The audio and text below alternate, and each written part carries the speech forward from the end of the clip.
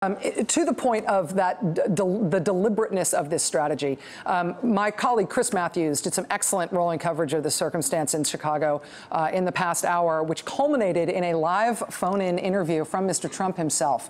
We're going to turn around that whole thing later on tonight. There is one portion of this, though, where Donald Trump talked about the political utility of the violence that broke out at this event tonight in Chicago, which again was canceled at the last minute after thousands of supporters and what appeared to be at least many hundreds of protesters were all crammed into the same venue with basically no guidance and almost no visible security. And then they pulled the plug on this event. This is how Mr. Trump described essentially the political utility of that for him tonight. Is this going to affect the voting? I mean, everybody's voting on Tuesday in all these big states like Illinois, right there where this is things going on tonight in downtown Chicago. People are going to be voting in nearby Ohio. They're going to vote in Florida and Missouri, which is nearby.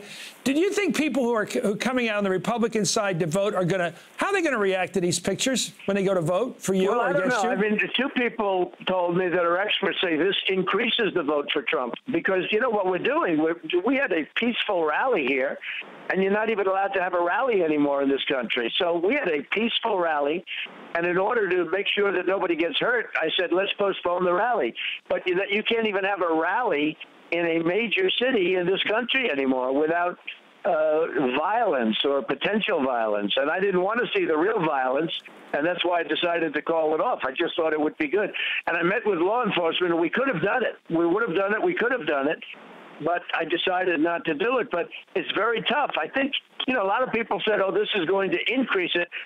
This has nothing to do with my decision today. My decision is I just don't want to see people hurt.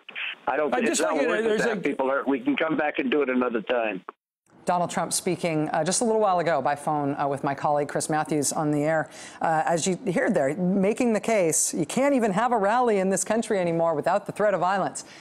This is a classic strongman political tactic that we are used to seeing in other countries, but not our own, certainly not in the last 50 years or so, in which political events are generated to bring violence at the edges into the center, so that violence at these events, which may start organically, is in effect spotlit and encouraged to the point where it becomes something that is legitimately out of control of anyone.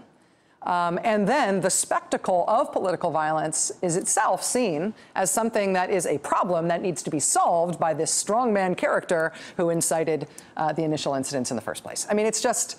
It's political science in a way. It's not something that we're used to seeing in American politics. But trying to gin up political violence for its electoral utility is, I think, inarguably what we are seeing here. And I know that the Trump campaign will not say that is what they're doing. But when you look at the way that Mr. Trump has been talking about the organic existence of both protesters against him and violence toward those protesters at his events. When you look at the way that he has encouraged it in an escalating way, leading to this inevitable event tonight in Chicago, I think it's impossible to say that this was an accident.